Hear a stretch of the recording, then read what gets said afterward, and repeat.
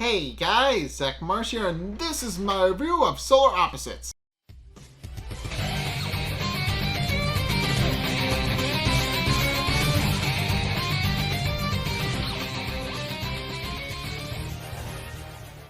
Okay, so this episode, Hululand, is weird in that it's a wall episode, but also not really a wall episode. It's weird. I'll explain that in a minute, but essentially the episode opens up by establishing that apparently Hulu just has its own theme park, and all of them are based on a bunch of different rides and brands that Hulu owns.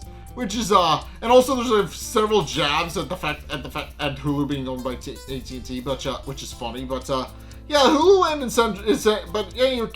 the entire thing is that the opening thing is just all you really need to know about the opening bit about the cold open for this episode is that it just establishes that that they're going to Hululand, with Corvo especially remarking about all the things they've been through the past season, because they're just kind of continuing onward with the threat of just all of the things being centralized in this one, which admittedly, even though they've brought it up in the episode several times, it is still really weird that this one in particular has a plot. It's very weird. Everything has been connected, and I'm not really sure how I feel about that. But yeah, it's been weird. It's been weird with the season just being a continuous thread. But in case they're all happy about that being able to going to Hululand, but at one point Terry sits down to show Corvo a map of all the things they're going to go to, and I don't remember the bit, but all I know is that they just point to a bunch of things that are very obviously Hulu related streaming shows, which is very funny. And also they make a joke about the fact that they're going to Hululand, but they aren't sponsored by Hululand, even though it's very, there's a lot of self-referential jokes in this opening couple of minutes.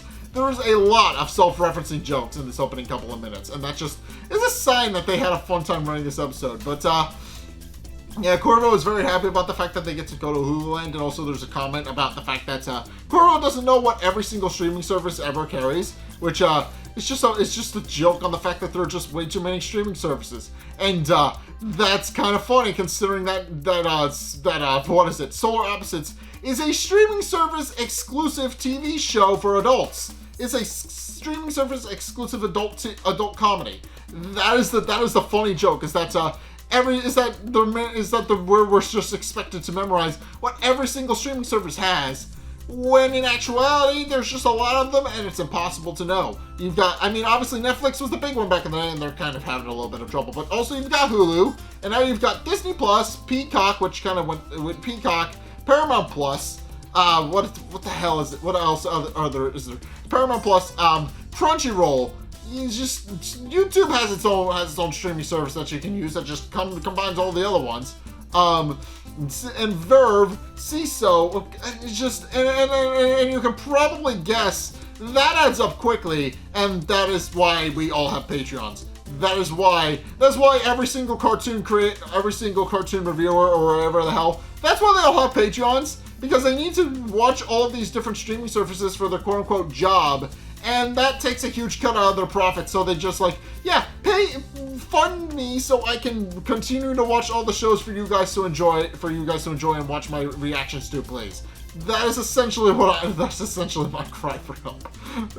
Are you proud of me? It's just my cry for help. But in case once again, up in the bedroom, Jesse and Yumulak are also currently packing, and Yumulak is currently wearing a couple of hats that are also brand themed, and Yumulak and Jesse call out the fact that there's going to be a lot of brand recognition jokes in here, and they do point out that obviously they realize the brand recognition jokes are obviously what are going to make this episode, and Yumulak points out that everybody should get used to it, and also points out that they have a premium pass so they don't have to wait in line for ads, and then proceeds to make an aside to the audience about how there's nothing wrong with ads at all, but Yeah, this episode is just weird. But in any case, after packing up, it's revealed that Jesse actually has a Hulu advent calendar that's supposed to count down the days until they're able to go to Hululand, and Jesse eats the final stale jelly bean from the box, and concludes that it was great. That it was just as stale and flavorless as she was expecting it to be. And then, but then also remarks that that they're going to need to actually make sure that the wall people have enough food to eat for the time being, and while they're in case they're gone for a couple of days, and then pours a box of Milk Duds into the chute, and then they leave and pack up, and it's at this point where we actually go inside the wall where there's just a guy. They don't have medical monitors or anything else that are just inside. So there's just a guy writing the wavelines on a piece of paper, and he's just making the beeping noises with his mouth, and eventually Sherry tells him to shut up and leave. And he's not particularly happy about the fact that he's being told how to do his job, especially since they don't have a monitor. He's the best they've got, but he understands if he's annoying, so he decides to leave. At which point they ask the Mother Superior how everything is going, and they point out that it's been touch and go, and mostly touch and mostly go, but they do point out that the contact solution that they've been funneling into Tim is helping keeping him alive, and is slowly curing his lead poisoning. And when Sherry asks how long it'll be, they remark that it could be up to 12 weeks. At which point Tim wakes up immediately, much to Mother Superior's chagrin, and they both complain about it for several minutes. And of course Tim immediately sees Sherry and wonders what she's doing there, pointing out that he's a little surprised she's alive. And of course he's a little confused as to what exactly is going on. And of course Sherry points out that it seems like he doesn't seem to remember what exactly happened in his office. And if he remembers anything, and he remarks that he doesn't really remember, and then it was kind of a blur. But of course, and wonders if he remembers how he got there, and he openly admits that he doesn't. So Hulk decides to tell him that he actually gave himself poisoning from his Burger King glass, and he gave himself lead poisoning. But then Tim points out that's not possible, pointing out that he doesn't have an official one. As he goes on to explain, he had one custom made, so that there shouldn't be any sort of lead poisoning. Which opens up the possibility that someone was trying to poison Tim with lead paint, which, and especially since Hulk points out that the glass makers don't work on commission, and he notes that is indeed a very strange thing. And put a pin in that, because that is in fact important. But and it also it's to this point where Sherry points out that they're actually going to be tried for his crimes, and that he needs to atone for what he did. And Tim then proceeds to point out proceeds to wonder how long he was out for, and they tell him that he was out for at least a couple of days. And then he looks out the terrarium and discovers that he is in fact that the replicants have in fact left, and that it is indeed the day they go to Hululand. And of course Sherry doesn't really buy what Tim is saying, especially since Tim has developed a bit of a habit of being a compulsive liar since he's been in the wall. So it's definitely clear that he's just not exactly the most trustworthy of guys, but he does exceed. But Tim does indeed begin to go on and explain how, specifically because the aliens are actually away from the house for a couple of days, they can easily search the house, find the shrink ray, and return everybody back to normal. And of course, everybody's ears perks up at that. Hulk pointing out that there may, in fact, that if that is indeed a possibility, then that could finally end the suffering that's been going on inside the wall. But Sherry, of course, points out that he shouldn't be trusted, and that they can't trust anything that comes out of his mouth. But by the time she turns around to face Tim again, he's already long gone and has actually started making his way toward the exit of the wall. And he then proceeds to run, and as he's running through the various murals he had painted of his valiant battle against the Duke, which as we had found out in the last season, isn't as bad a guy anymore. He's dead, but he isn't that bad a guy anymore. And he starts thinking about how everybody should about all the things he's said and done, and realizes that one way or another he needs to make sure the suffering ends. At which point Sherry eventually corners him with a stapler gun, tells him that to move, and tells him that if he moves that he will shoot her. But he merely responds that yes, he understands that she's angry with him, but also points out that if he is in fact right, that he can in fact return everybody to normal. But she isn't having any of it. At which point the milk duds from the chute actually wind up falling in, and Tim realizes that the milk dud is actually that one of the milk duds actually got stuck in the chute and is holding it open, and that they have a very limited opportunity to actually get out and save everybody, because as he points out, the wall the chute isn't going to stay open forever because it's a milk dud. It's not going to stay stable forever. And while Sherry doesn't buy it, Tim eventually does manage to escape into the chute, and Sherry tries to catch up to him, but in the process she nearly gets crushed by the chute, and Tim pulls her out, and at which point the chute completely closes, and they wind up falling out of the chute and into the bedroom, and of course, Tim is still very much insistent about the fact that they're trying to escape, and also they see a thing for an escaped gorilla that has escaped from the local zoo, that the replicants had been revealed earlier to have turned on because the wall people like listening to it when they're not home, But of course, Tim starts looking around trying to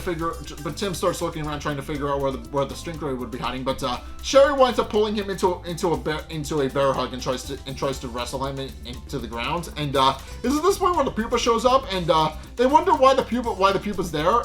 With Sherry pointing out that the aliens shouldn't even be home. But of course, Tim points out that maybe he got home alone. But of course, Sherry points out that it'll be fine as long as they don't make any sudden movements. But Tim decides to do the exact opposite of that, pointing out that he knows the pupa and knows that the pupa is normally friendly, which of course it isn't. The pupa immediately tries to attack him and Sherry, and they immediately hide under Yumulak's bed.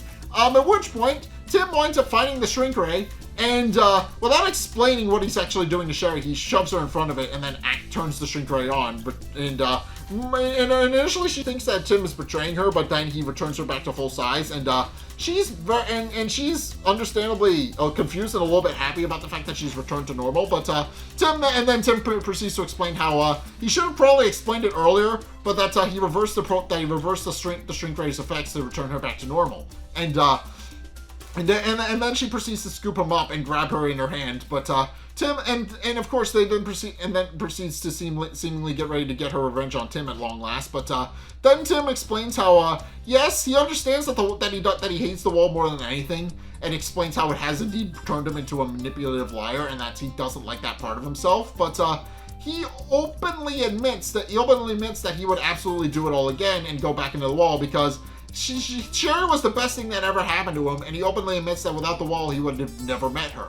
And then he explains that now that he's said his piece, that she's more than happy, that she's more than welcome to crush him and take her revenge, and let the hate flow through her. But he hopes that now that she'll finally know how he felt this whole time. But and Sherry is actually moved by his speech and decides to return him back to normal, and they have a proper embrace. And then now that they're back at full size, they decide to open the wall by activating the wall panel, but quickly discover that the wall panel is actually biometrically locked, and also discover that it makes a weird it makes sexual noises when it's activated.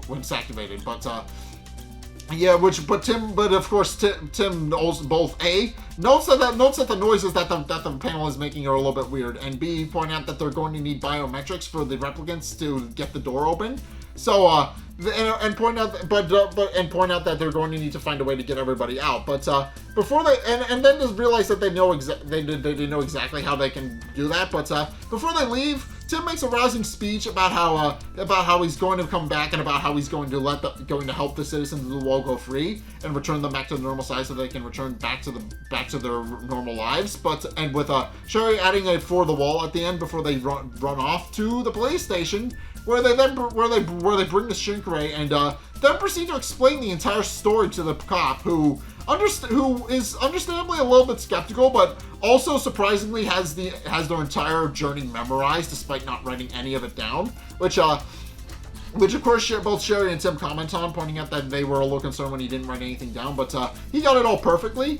But of course, the cop is a little bit skeptical about the fact that they have in fact been arrested, that they have in fact been kept enslaved by aliens, but it does wonder if they have any proof of that, at which point Tim pulls out the shrink ray and shrinks the box of donuts that the cop has, and of course what we find out is that the cop is a little bit on the fence as to what's going on, because on the one hand it does prove their story, but on the other hand it was his job to buy donuts, and that everybody had their own favorites, and we're actually looking forward to actually seeing what kind of donuts he picked out for them, and of course Tim realizes too late that there was a bunch of internal politics that he didn't fully understand, but of course the cop then agrees to help them and do a raid, pointing out that obviously he now believes their story because they showed him the shrink ray, but also points out that these aliens are going to have to pay for their crimes as well, and does ask them if they know where the aliens are going to be, and sure enough, Tim knows exactly where the aliens are going to be, about how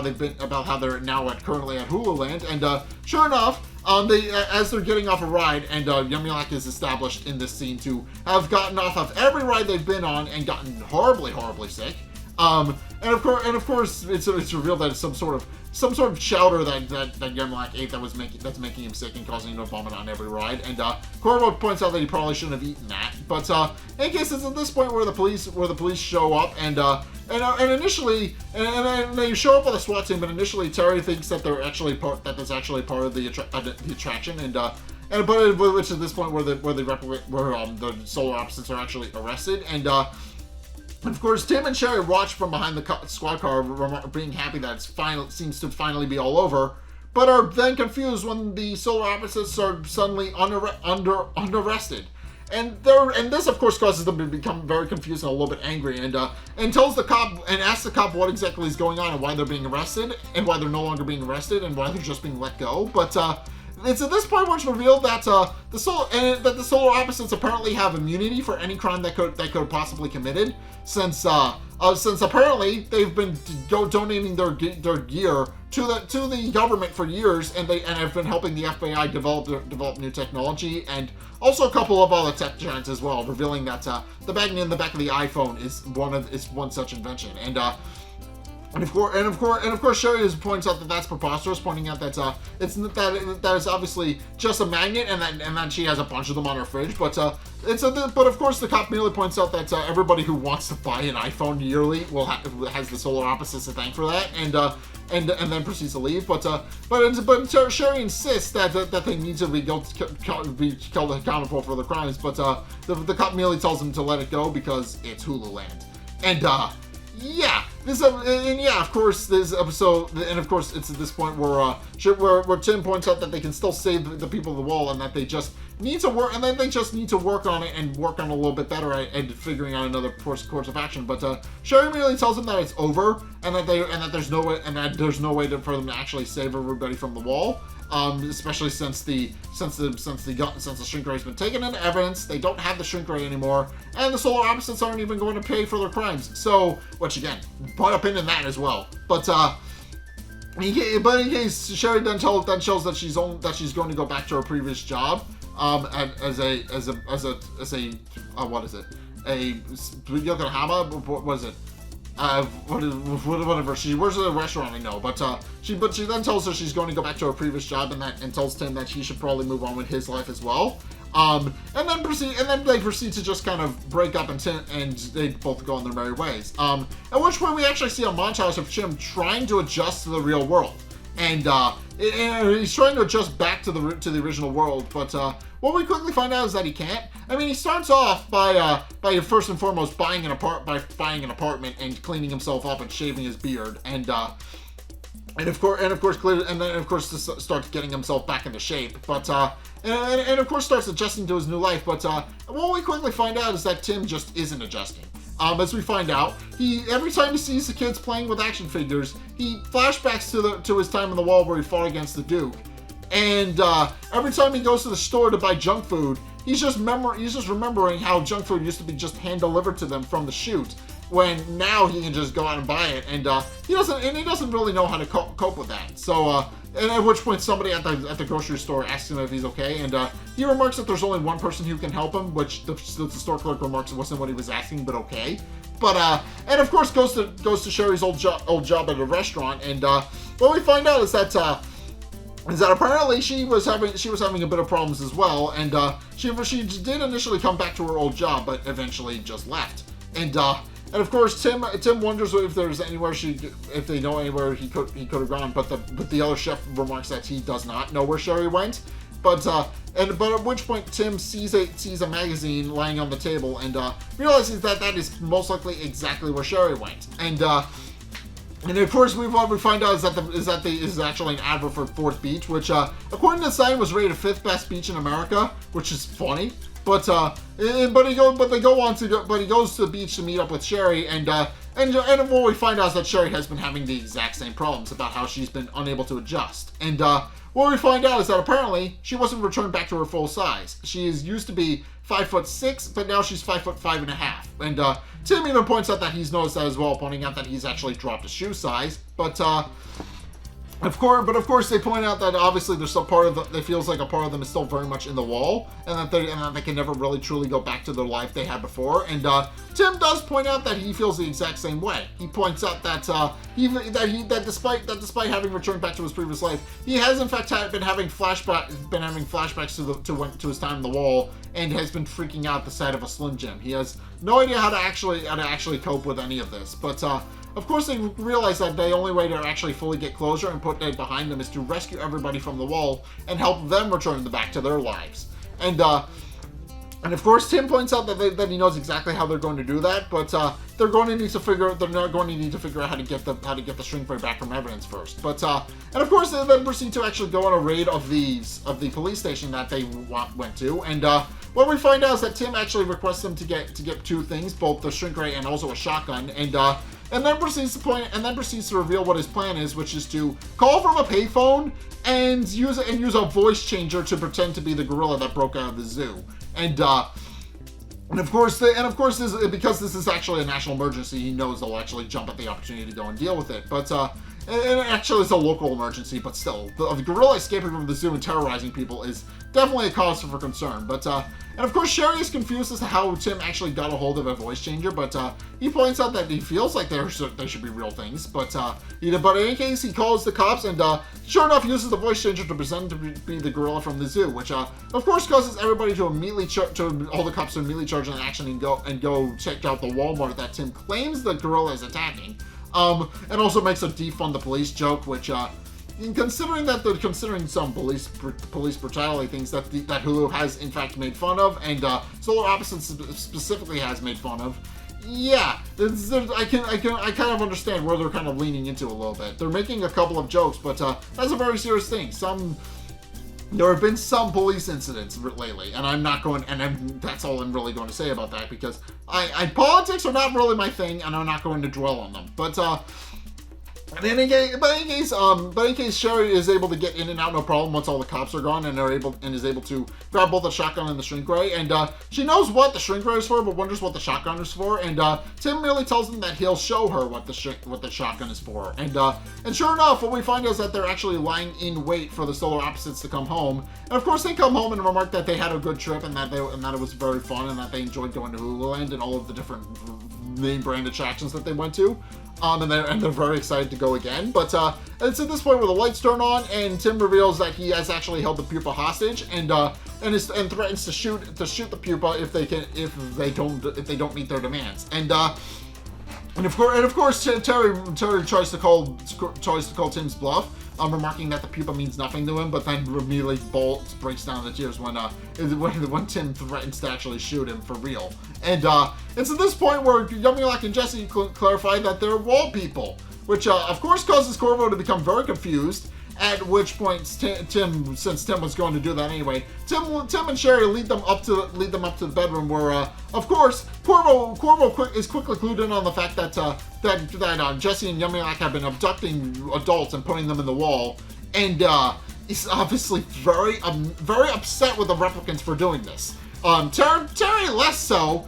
He's on the fence about whether or not it's really cool or really terrible, but Corvo does indeed scold the replicants for doing it. At which point Tim tells them to open the wall or he'll shoot them. But of course threatens them with violence. But then Yamilek tells Tim not to do it, and in the process uses his name. And Tim is honored about the fact that they actually know his name. But then they reveal that they have actually been watching the wall very intently, and that they know everybody in the wall that they've abducted, and also remarked that Tim is actually their favorite, about how they initially abducted him because he was just a guy wearing a red shirt, but slowly went on to become a hero in his own right. Not necessarily a great person, but a hero nonetheless. Somebody who stood up against the tyranny of the Duke, protected the wall against Ethan and his death when he found out that Ethan was causing problems. And overall, they've just been watching his internal struggle and point out that the wall did in fact make him into a hero.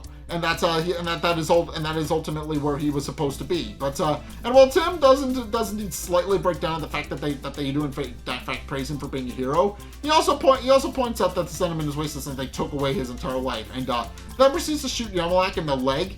And when Corvo tries to defend him, Tim then proceeds to absolutely beat the shit out of him.